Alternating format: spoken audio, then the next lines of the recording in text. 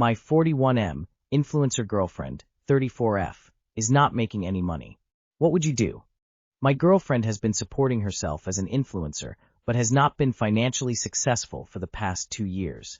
She had to rent out her condo and move in with me because she could no longer afford her mortgage payments. When she moved in, she said she could make influencing work as a job, but in the first year, she only earned a few $1,000s and only posted twice per month.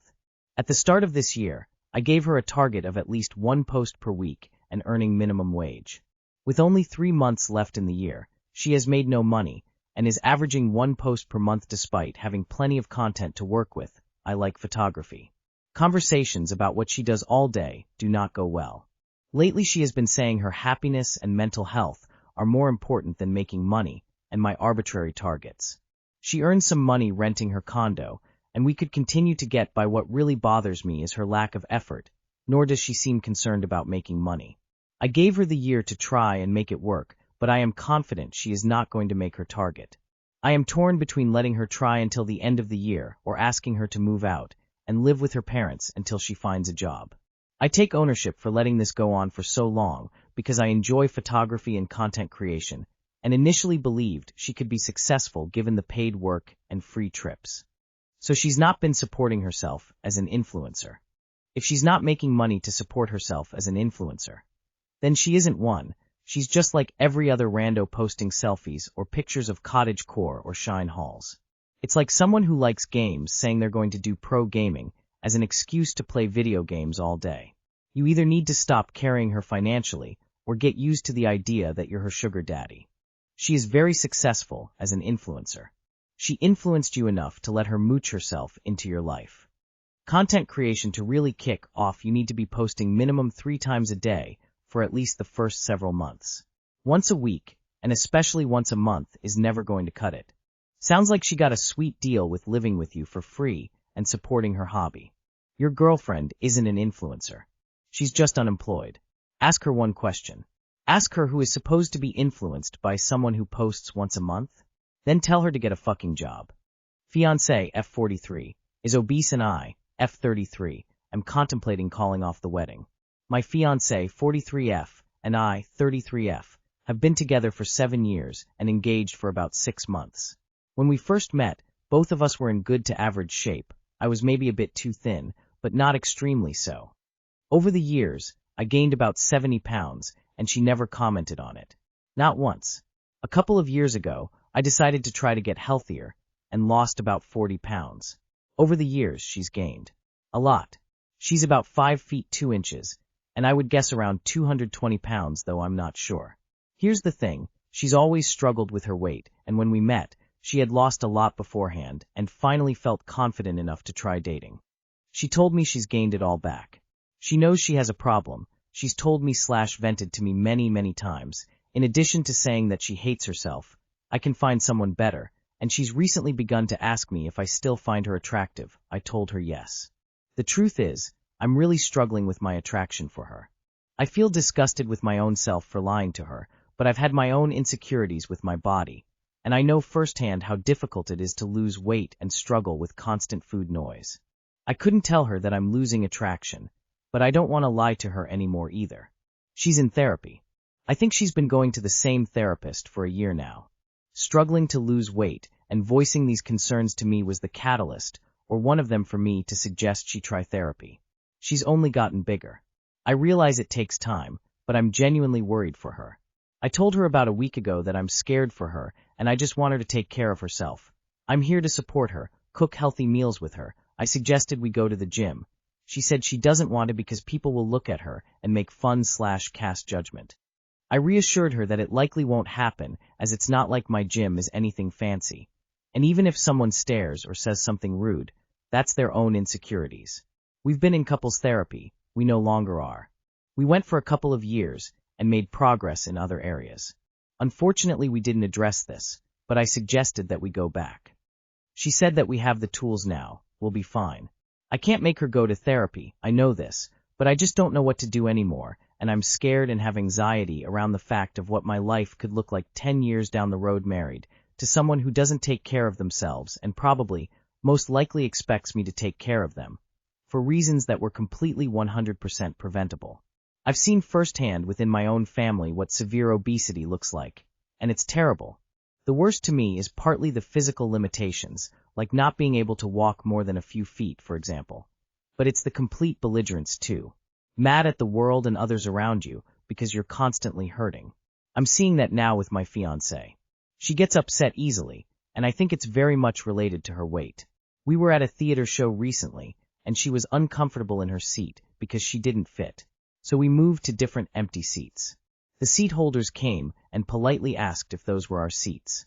My fiancé, irritated, made a snide remark to them about showing up late. They did, but they still paid for the seats, and I was so embarrassed and apologized. I kind of had a breakdown in the car afterwards, cried, and yelled at her to please figure this out, because I can't live like this anymore. We like to travel. In fact, it's one of the things that brought us together. We're currently on vacation with her parents. Her parents are healthy and fit in their mid-70s. They hike up mountains, bike 20-30 miles daily, ski, etc. Today, my fiancée couldn't walk half a mile uphill before having to stop, while her parents easily kept up with me.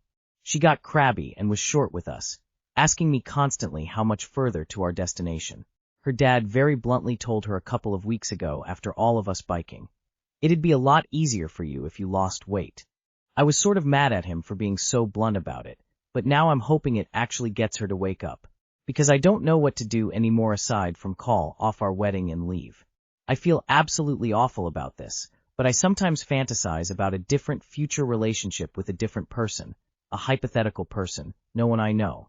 Sometimes I see a woman, reasonably fit and attractive, and I wonder what it would be like to be with her, or someone like her who doesn't struggle to walk a ways uphill, or doesn't get mad about a seat in a theater. And then I get sad and ashamed, because how can I think about a complete stranger that way when I'm engaged and making wedding plans with the person I love? I would never cheat. Ever. I think those who do are the absolute scum of the earth. But when she says, "You can find someone better," as much as it pains me to admit this, I kind of wonder if it's true. I keep telling myself, maybe things will change, and even if you do get married and things don't change, you can get divorced. And I want to slap myself and yell, "Wake up," because if anyone I know IRL told me that, I'd tell them to leave their relationship. I don't know how it got like this.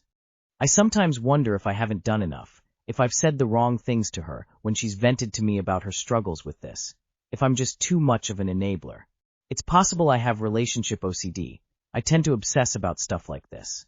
My fiancée is so incredibly smart, has a great career, and when I look in her eyes and see her smile, I get happy and then sad because the person I met years ago is still there, but then I see her body. I understand gaining a little weight is normal, especially as we age. But she has the type of body now where her stomach basically protrudes and hangs. She can use her stomach as a table for herself, and she waddles instead of walks. Yet she eats plenty of salads, incorporates vegetables into every meal, always has. It's just portion control or calories in, calories out that she struggles with. She loves sweets. She'll eat a dessert nearly every night. She bikes a lot too. We're currently on a bike trip, so it's not even a physical activities thing. If I were to meet her today, no idea who she was, I probably wouldn't date her because her body isn't the type I'm attracted to. Unfortunately, her body now reminds me of someone I know years ago who was very obese and is now in a mobility scooter most of the time. I feel sick even saying any of this. I don't know how to start my life over if I leave. I don't know how to call off an engagement. So much of our lives are entangled. She's my best friend. How do I get through to her? Thank you for reading all of this. Unfortunately, you cannot do the work for her. She has to want it for herself, not just for you but for herself. If your fiancé won't take her health seriously, won't take your concerns seriously, won't go to couples therapy, then I think you are absolutely valid if you were to decide that you are no longer compatible. You deserve to be attracted to your partner, just like she deserves someone who finds her attractive. I think you should have a last heart-to-heart with her and make a push for couples therapy once again. If she refuses, then I think you need to do some soul-searching on what criteria do you need to stay and what criteria do you need to leave. Exercise is less important than most people realize. The crucial part is diet, specifically energy intake. So learning portion control and having an honest look at her sweets absolutely is what needs to happen. There can be a psychological component, so talking to a therapist who specializes in eating disorders is a good idea. Has she ever talked about what goes on in these sessions? There's also Ozempic or operations. Maybe talk to a doc about that. Since you're seriously considering to end this, it would be fair to tell her that you do love and admire her, but don't want to live with the limitations and worries that inherently come with obesity. You'll blindside her with a breakup otherwise. She would have been what you call obese 6 months ago when you proposed. Why did you do that if you're feeling this way? If you can't love her and want to spend your life with her how she is now, then the best thing for both of you is to break up. Weight loss isn't easy or fast. If you can't commit to being supportive during this journey, then do the kind thing. You mentioned the emotional components that may be at play with her weight, but what about physical ones? Has she ever had a decent doctor and had a workup and ruled out things like hypothyroid or PCOS or now perimenopause? Worked with a dietitian? Considered available weight loss meds? We can't help what we are attracted to or not attracted to. You're not an evil or shallow person for wanting a partner you're attracted to, and especially at your age, a partner who can participate in life with you. You've already brought up health concerns, but I'd have another go at it. I'd be curious why a year of therapy has not brought any realizations about what the weight gain is really about, and why she cannot make any positive changes for herself, regardless of her weight. This is a concern. She has regular therapy, and yet is stuck. Why? Therapy involves goals, and if she is not moving the needle with goals, things should have been addressed 9 months ago by her therapist. She should be able to speak to what she wants, and what's getting in the way by now. Opie, the only person you can change is yourself. Are you in therapy to address this dichotomy? So many of these comments are about what your fiancé can do to change. But if she is not willing to make changes, you need to look inward to see if you are a good fit for her. You will be on a hamster wheel of disappointment, trying to turn someone into what they do not want to be. Ada 25F for breaking up with my boyfriend 26M after he laughed at me being called a racial slur. I, 25F, have been dating my BF, 26M, for 2 years. Last weekend, his cousin came over to help me with something. His cousin started talking to her friend on the phone on speaker, and my boyfriend joined the conversation. I asked his cousin if she wanted anything from McDonald's, and the person on speaker started saying things like, "Is that a black person?" I knew it, then proceeds to call me a N-word, an A-N-word with the hard-er. To my dismay, both his cousin and my boyfriend started laughing. I got upset and started crying, and his only response was, "I was half asleep. Kids are going to say dumb things. Ada, if I break up with him?" No, you aren't in a holy. You did the right thing. He showed you who he really was. Good for you for ending it right away. Yeah, because I'm racist when I'm half asleep is a really persuasive defense. No, obviously not. He doesn't respect you. Move on. Absolutely not the asshole. He should have shut them all down. I don't hang with racists, and I don't hang W people that are okay W racists.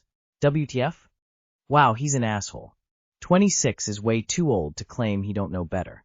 I, 28F, don't know how to handle my angry, opinionated mother, 61F. My mother just tried to grab my 4-week-old son from me in our first argument in years. She has always been controlling.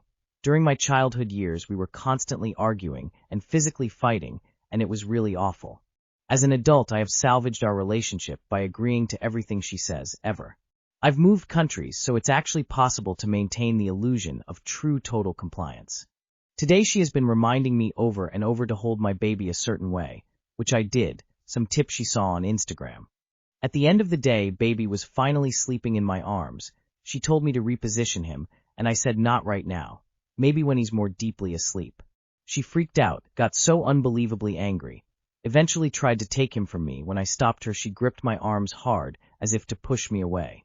I said, "I know you're really stressed right now, but please don't ever grab him." She said, "I wasn't trying to grab him, I was trying to grab you." For the first time in years, I spoke my mind and tried to explain the feeling of getting worn down, wanting autonomy. We all want what's best for baby, etc. All pointless. She just doesn't understand why I would ever defy her, because she's right about everything obviously. I want a relationship with her. I want her to enjoy her grandchildren. I'm her only living family. Cutting her off is not an option. But how the hell can I maintain a relationship with her if she has to be this looming dictator who I'm scared to upset? Any ideas or insights on how to make this work would be greatly appreciated. You are doing so much damage to your son by maintaining this relationship. When she acts in ways that threaten your child, there need to be consequences.